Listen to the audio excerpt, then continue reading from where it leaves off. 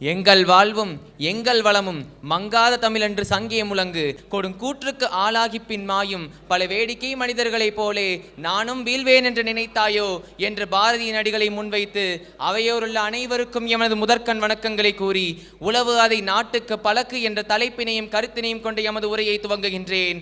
விவசாயம் என்பது நமது நாட்டின் முதுகெலும்பு என்கிறார்கள். அதனால்தான் என்னவோ யாரும் திரும்பி கூட பார்ப்பதில்லை. ஒரு மனிதனின் அடிப்படை தேவை என்ன? உணவு, உடை, இருப்பிடம். உணவு விவசாயி கொடுத்தது, உடையோ பருத்தி விவசாயி கொடுத்தது, இருப்பிடமோ ஓடை வீட்டை அறிமுகப்படுத்தியவனே விவசாயி தான் என்பதை மறந்து விடாதீர்கள். உழவுக்கும் தொழிலுக்கும் வந்தனை செய்வோம், வீணில் உண்டு கழிப்போரை நிந்தனை செய்வோம், தனி ஒரு மனிதனுக்கு உணவில்லை எனில் இச்சகத்தினை அழித்திடுவோம் என்ற கவிஞரின் கூற்றை நாம் கவனிக்க தவறிவிட்டோம். ஒரு நாட்டின் வறுமையை போக்கும் சாவி ஒன்று உண்டெனில் அது வேளாண்மையாகத்தான் இருக்கும் என்றாரே ஐயா அப்துல் கலாம். உழவன் சேற்றில் கால் வைத்தால் தான் நாம் சோற்றில் கை வைக்க முடியும். உரிமைக்காக போராடினோம் 200 ஆண்டுகள், உரிமைக்காக போராடினோம் 200 ஆண்டுகள். நமது சந்ததிக்காக போராடுகிறான் விவசாயி தலைநகரில் என்று சோறு போட்ட விளைநிலங்கள் கூறு போட்டு விற்கப்பட்டன. விளைநிலங்களை விற்று வங்கியிலே போட்ட பணம் வட்டி தரும், தின்ன ரொட்டி தருமா? ஆதலால் தான் சொல்கிறேன், விவசாயம் என்பது தொழில் அல்ல, எமது உயிர். என்னதான் பகுத்தறிவு வளர்ந்திருந்தாலும் தொழில்நுட்பங்கள் வளர்ந்திருந்தாலும் அரிசியின் படத்தை வேண்டுமானால் உங்களால் கூகுளில் காட்ட முடியுமே தவிர அரிசியை கண்களில் காட்ட ஒரு விவசாயியால் மட்டுமே முடியும் என்பதை நாம் உணர்ந்து கொள்ள வேண்டும். 2 குண்டுகளுக்கு இரையாகிய ஜப்பான் எவ்வாறு அமெரிக்காவுக்கு நிகரான வல்லரசாக மாறியது? எந்த ஒரு நாடு வேளாண்மையை தூக்கி நிறுத்துகிறதோ அந்த நாட்டின் வளர்ச்சியை எவராலும் தடுத்து நிறுத்த இயலாது. என்னதான் பகுத்தறிவு வளர்ந்திருந்தாலும் அவை விவசாயத்திற்கு உதவுகிறதா என்பது இன்றும் கேள்விக்குறியாகத்தான் இருக்கிறது. 5000 ரூபாய் கடன் வாங்கி விவசாயி தற்கொலை செய்து கொள்கிறான். 1000 ரூபாய் கடன் வாங்கி விவசாயி தற்கொலை செய்து கொள்கிறான். 5000 கோடி கடன் வாங்கியவன் புது திருமணம் செய்து கொண்டு சந்தோஷமாக வாழ்கிறான். விதை விதைத்தவன் உறங்கிவிட்டாலும் அவன் விதைத்த விதைகள் என்றும் உறங்குவதில்லை என்று நினைவில் கொள்ளுங்கள். தனக்காக மாடாக உழைத்து உழைத்து இழைத்து இழைத்து ஓடாக தேர்ந்து ஓடினான் இந்த உலகின் எல்லைக்கே ஓடினான் என்பதற்கேற்றாற் போல உழவன் தான் வாழ்நாள் முழுவதும் சம்பாதித்ததை தனக்காகவும் மற்றவர்க்காகவும் கூட தருவதை யோசிப்பதில்லை. மக்களாகிய நமக்காக தந்து விடுகிறான். உழுதவன் கணக்கு பார்த்தால் உலக்கு கூட மிஞ்சாது என்பார்கள்.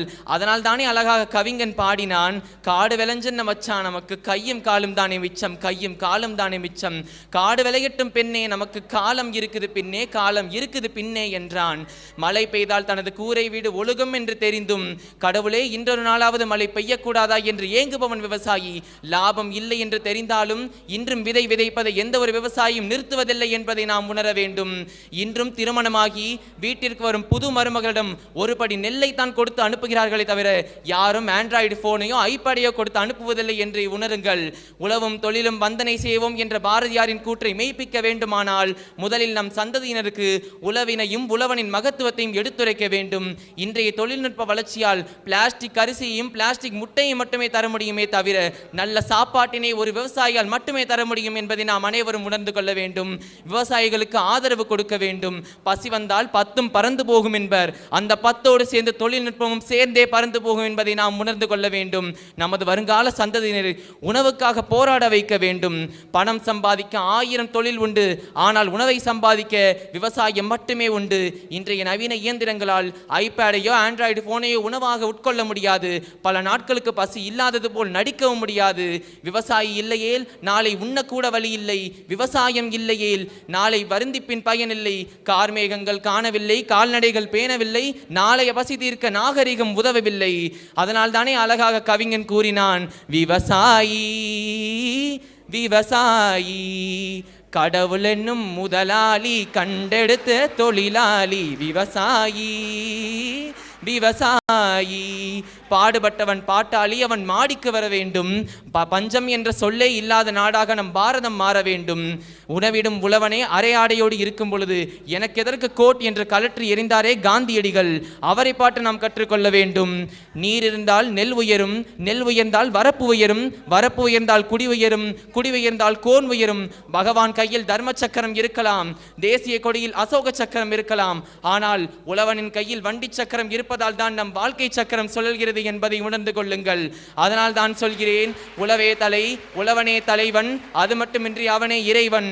இன்னொரு விஷயத்தையும் நான் இங்கு பறிவிட விடுகிறேன். நானும் ஒரு விவசாய குடும்பத்தில் இருந்து வந்திருக்கிறேன். எமது தந்தை விவசாயத்தினால் அதிக பலன் பார்க்க முடியவில்லை என்றதனால் அயல் நாட்டிற்கு சென்று அயராது பாடுபடுகிறார். அதிலும் மிக குறிப்பிடத்தக்கது, என் முதல் தலைமுறையே, எமது குடும்பத்தின் தலைமுறையிலே முதல் பட்டதாரி நான் என்பதை இங்கு பெருமையாக எடுத்து கூறுகிறேன். ஆகவே அது மட்டுமா, அன்னதானத்தை கூட நமது முன்னோர்கள் எவ்வாறு சிறப்பித்து கூறியிருக்கின்றனர் என்று தெரியுமா?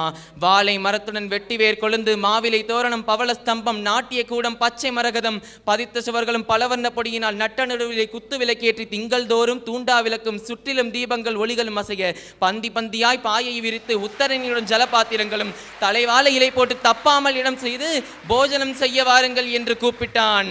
ஆகவே சொல்கிறேன், இளைஞர்களே, உங்களுக்காக ஒரு சிறிய பாடலையும் எடுத்து வந்துள்ளேன். கற்றது கையளவு, கல்லாதது உலகளவு என்று உற்ற கலைமடந்தையும் போதுகின்றாள் என்றால் அவ்வை. இதற்கு பொருள் என்ன தெரியுமா? தான் கற்றது கைமண் அளவுதான் உள்ளது, கல்லாதது இன்னும் உலகளவு இருக்கின்றது என்று கல்விக்கு அதிபதியான அன்னை சரஸ்வதியை இன்னும் தனது கைகளில் ஏற்ற சுவடியையும் ஜபமாலையை ஏந்தி இன்னும் படித்துக் கொண்டிருக்கிறாள் என்பது பாடலின் பொருள். ஆகவே உங்கள் அனைவருக்கும் ஒரு விஷயத்தை கூறுகிறேன். என்றும் தனக்கு எல்லாம் தெரிந்து விட்டது என்ற பெருமிதத்தோடு இருக்காதீர்கள். ஏனெனில் அந்த குணமே உங்கள் வாழ்க்கையின் சறுக்கு பாதைக்கு வழிவகுக்கும். அதனால் என்றும் கற்றுக்கொள்ளும் மனப்பான்மையோடு இருந்து என்றும் வாழ்வில் முன்னேறுங்கள். ஆதலால் விவசாயிகள் விதைகளை விதைக்கட்டும், விவசாயிகள் மனத்தில் விவசாயம் அழியாது என்ற நம்பிக்கையை நாம் விதைப்போம் என்று கூறி, அது மட்டுமின்றி எமது பெயர் சுதிர் சித்தார்த், நான் இசி துறை சி பிரிவிலிருந்து வருகிறேன். ஏனடா உமது பெயரை பின்னாடி கூறுகிறாய் என்று கேட்பீர்கள்.